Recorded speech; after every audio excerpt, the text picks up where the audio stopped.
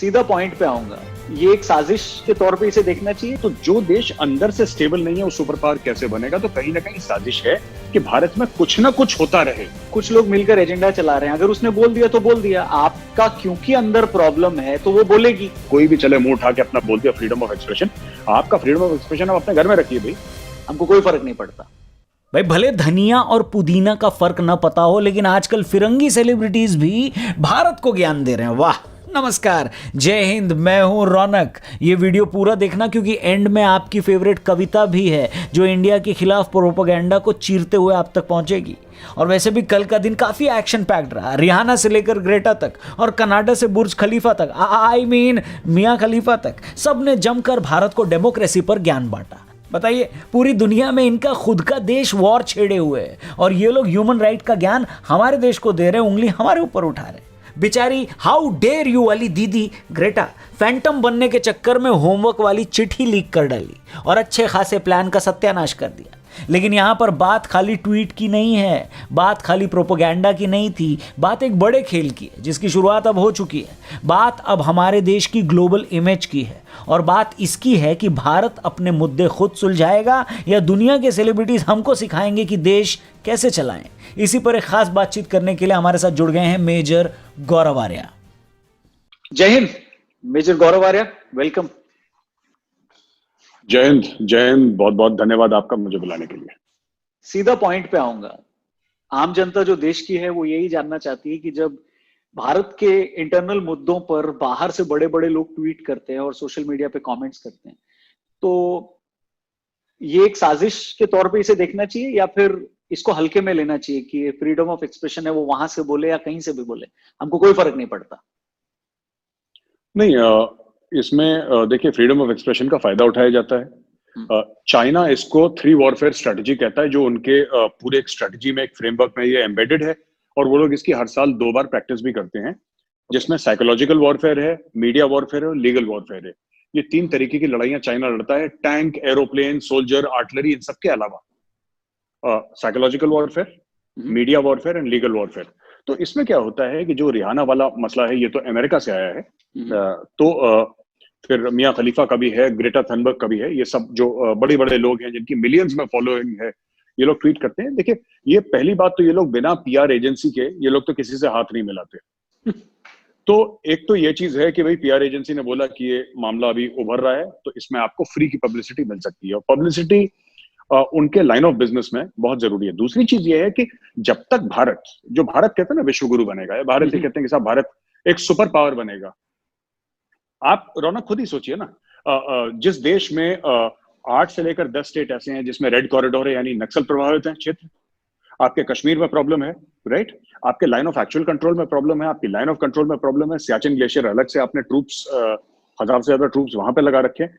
आप मतलब पूरे हर जगह आपके विश्वविद्यालयों से किस प्रकार के जो बयान निकलते हैं, अगर आप पूरा देखेंगे, इसको एक तनाजुर में देखेंगे पूरा, एक if you look at this rather I should say holistically, अगर आप देखें तो जो देश अंदर से स्टेबल नहीं है वो सुपर पावर कैसे बनेगा? तो कहीं ना कहीं साजिश है कि भारत में कुछ ना कुछ होता रहे, कुछ ना कुछ बवाल होता रहे कि कि भारत वो पैर तो हम 4 कदम आगे रखते हैं, फिर 5 कदम पीछे रखते हैं। ये टोटल कहानी है।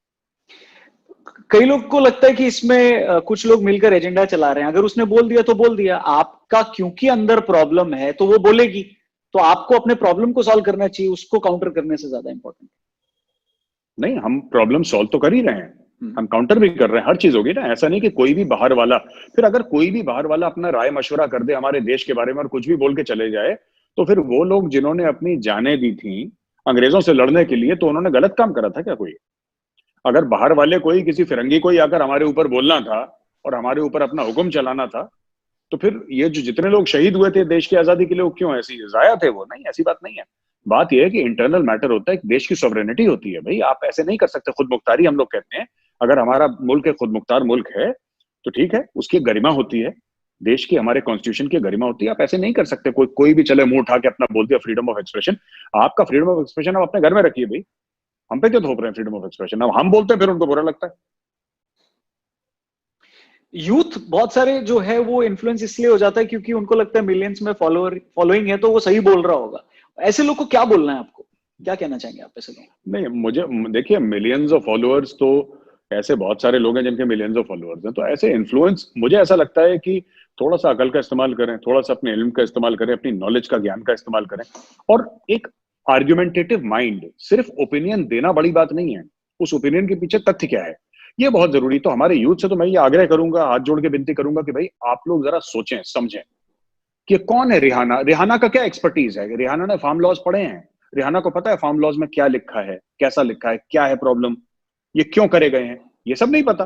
कॉन्सर्ट के बीच में उसने बोल दिया कि why is nobody talking about this, PR agent ने बोल दिया होगा मैडम बोल दो जरा, बहुत पब्लिसिटी मिल जाएगी। मिल भी गई पब्लिसिटी। जिन लोगों को ये नहीं पता था कि रिहाना कौन है, इंडिया में कौन सुन रहा है रिहाना को, जो अंग्रेजी बोलने वाले वही तो सुन रहे हैं। रिहाना को कौन सुन रहा है यहाँ पे, 2% पॉपुलेशन। अब आधे हिंदुस्तान को पता लग गया कि रिहाना जैसा नाम का भी एक कोई व्यक्ति है, there is some lady by the name of Rihanna. अब जो नहीं जानते तो अब पता लग गया उनको, तो उसका काम अचीव हो गया। उसने एक ट्वीट से अपना काम अचीव कर लिया कि आधे हिंदुस्तान में रिहाना का नाम अब लोग जान रहे हैं। 26 जनवरी को जो हुआ उस पे पूरे देश का क्या रिएक्शन था वो हम सब ने देखा। एक फौजी होने के नाते आपने अभी थोड़े टाइम पहले कहा कि इस देश को आजादी दिलाने के लिए इतने सारे लोगों ने बलिदान दिया, और आजादी मिलने के बाद सिर्फ उस तिरंगे के लिए इतने सारे लोगों ने अपनी कुर्बानी दी। तो जब उसका अपमान होता है, इतना बड़ा बवाल हो जाता है, वो भी 26 जनवरी के दिन, तो क्या एक फौजी होने के नाते कैसे, क्या आता है मन में? रौनक, आप कभी मेरे साथ चलिएगा, मैं आपको दिल्ली में, अगर आप देख भी चुके होंगे, एक बार मेरे साथ चलिएगा, मैं आपको दिखाऊंगा नेशनल वॉर मेमोरियल एक फौजी की नजर से। नेशनल वॉर मेमोरियल में रौनक तकरीबन 25,000 से ज्यादा नाम लिखे हैं, जो कि आजादी के बाद इस देश पे जिन्होंने अपनी जान दी इस तिरंगे के लिए, 25,000। और उतने ही नाम नेशनल पुलिस मेमोरियल में लिखे हुए हैं, उतने ही नाम। तो देश की आजादी हमें मिल गई 15 अगस्त 1947 को, यह काफी नहीं है। उस आजादी को बरकरार रखना है, उसको बनाए रखना है, और उसके लिए उतने ही लोगों ने अपने सर कटाए हैं, उतने ही लोगों ने अपनी जानें दी हैं। तो ये सिर्फ ये कह देना किसी नेता का कि ये बड़ा दुखद है और हिंदुस्तान को बुरा लगा, मुझे बुरा नहीं, मेरे तो आंखों में खून चढ़ गया था 2 मिनट के लिए। तो मैंने बोला ये तो बहुत बुरी चीज हुई है, इसका हिसाब चुकाना होगा, ये आप ऐसे नहीं कर सकते।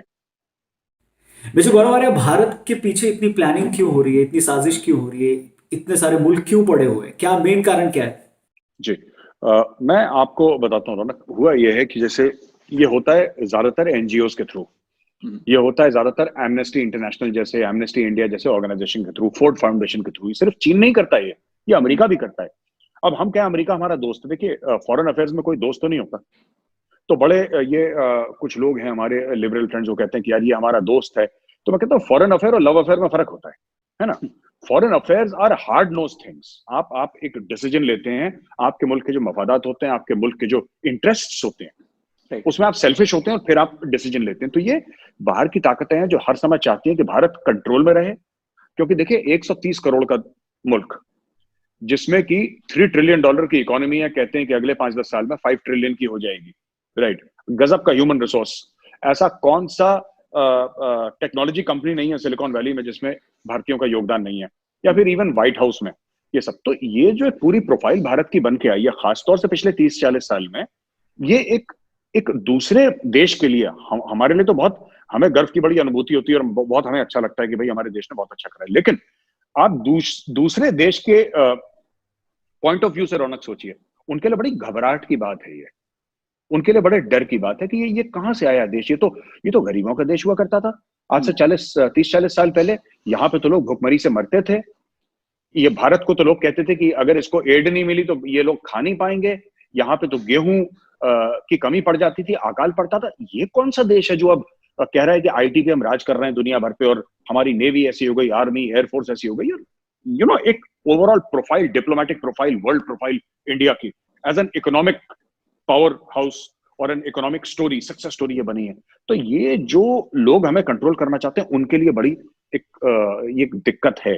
तो चाहते हैं ठीक है इंडिया से दोस्ती हो, लेकिन इंडिया कंट्रोल में रहे, है ना, ज्यादा ना उछले, इंडिया तो कंट्रोल में रहे।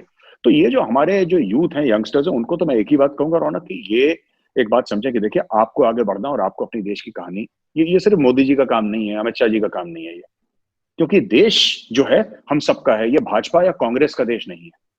और जो भी लोग मोदी जी के खिलाफ भी हैं या अमित शाह जी के खिलाफ भी हैं, भाजपा के खिलाफ है, आप रहिए खिलाफ, वो आपका हक है। हम तो कोई नहीं होते आपको बोलने वाले ना कि आप खिलाफ मत होइए, आप बिल्कुल होइए, लेकिन कहीं ना कहीं आपको ये समझना पड़ेगा कि भाजपा देश नहीं है और देश भाजपा नहीं है। देश देश है और आप बिल्कुल आप देश के साथ चलिए। फाइनल क्वेश्चन, बहुत सारे लोग ऐसी भाषा बोलते हैं, चाहे वो पब्लिक फोरम में हो, चाहे वो न्यूज डिबेट्स में हो, चाहे वो सोशल मीडिया पे हो, उनका लैंग्वेज और जो देश के बाहर रहकर देश को तोड़ने वाला लैंग्वेज वो बहुत सिमिलर लगता है, और उनके खिलाफ अगर आप बोलो तो आपको एक पार्टी विशेष का टैग कर दिया जाता है। सो ये एक बहुत, और इस चक्कर में बहुत सारे लोग उनके खिलाफ बोलते नहीं, क्योंकि वो तो मुंहफट होते हैं, वो फट से बोल देते हैं। रौनक, उन लोगों के पास जो बोलते हैं उनके पास कुछ हारने के लिए नहीं है। मैं आपको एक बात बता, क्योंकि वो इतना हार चुके हैं, 16 चुनाव हारने के बाद क्या कर, आप बताइए ना, आप क्या चाह रहे हैं उनसे? सब साफ हो गए, बिल्कुल गद्दी साफ हो गई, जो बाप दादा की सीट थी अमेठी की वो हाथ से अब क्या करेंगे? तो आपको कुछ ना कुछ तो भाई बोलना है। आपको, आप चुनाव नहीं जीत सकते, आप कुछ काम नहीं कर सकते, तो साहब आपको कुछ ना कुछ तो ऐसा बोलना है कि आप चर्चा में रहें, आप सोशल मीडिया पे बने रहें, आप उसके 9 बजे शाम को आपके ऊपर डिबेट हो, क्योंकि अगर डिबेट नहीं होगी तो लोग आपको भूल जाएंगे। तो आपको कुछ ना कुछ ऐसा करना है जो पाकिस्तान बोलता है या चीन बोलता है, आपको कुछ ना कुछ लगातार ऐसी बात करनी है, चाहे फिर उससे आपकी खुद भद पिटे, लेकिन आपको न्यूज में रहना है। ये भूख है। और ये जो हम लोग कहते हैं ना, जो न्यूज साइकिल होती है हमारी, टीवी खास तौर से, ये एक दानव है, भूखा दानव है, इसको खुराक चाहिए 24 घंटे, इसको खुराक चाहिए। तो जब भी कोई ऐसी मुंह से कोई बोलता है तो खुराक बन जाती है। Perfect, thank you very much major Gaurav Arya हमसे बात करने के लिए। आगे भी आपसे बातचीत होती रहेगी। जय हिंद sir. Thank you very much. जय हिंद। Thank you very much. चलिए अब आपको चलते चलते कुछ पंक्तियों के साथ छोड़े जाता हूं। ये कविता, ये पंक्तियां अगर आपको पसंद आए तो वीडियो जरूर शेयर करिएगा और भी लोगों तक जरूर पहुंचाइएगा। तो अर्ज किया है कि मैं खेत में अपनी पड़ने वाली उपजाऊ वो खाद प्रिय, मैं खेत में अपनी पड़ने वाली उपजाऊ वो खाद प्रिय, और तुम बिना ज्ञान के फैलाती अफवाहों वाली दाद प्रिय।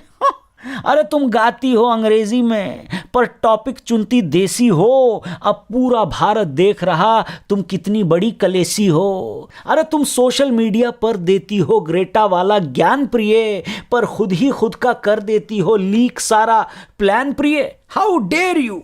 अरे तुम पॉप का शोर शराबा हो, मैं गीत गजल का फैन प्रिय। अरे तुम गला फाड़ कर चीखे हो और मैं महफिल वाली चैन प्रिय। और ये घर की बातें हैं भाई, इंडिया का इंटरनल मैटर है, ये घर की बातें हैं भाई, हम घर में ही निपटा लेंगे।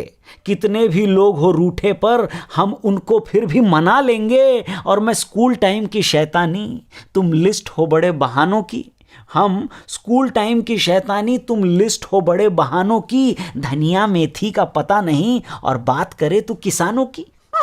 ये वीडियो अगर आपको पसंद आई हो तो इसे दबा के शेयर करिएगा, लाइक करिएगा, कमेंट करके जरूर बताइएगा कि आप इस वीडियो को देख कहां से रहे हैं। बाकी अगर फेसबुक पर देख रहे हैं तो हमारे पेज को जरूर लाइक करिएगा, और यूट्यूब पर देख रहे हैं तो हमारे चैनल को भी जरूर सब्सक्राइब करिएगा। अपना ख्याल रखिए, जल्दी मिलते हैं। जय हिंद, जय भारत।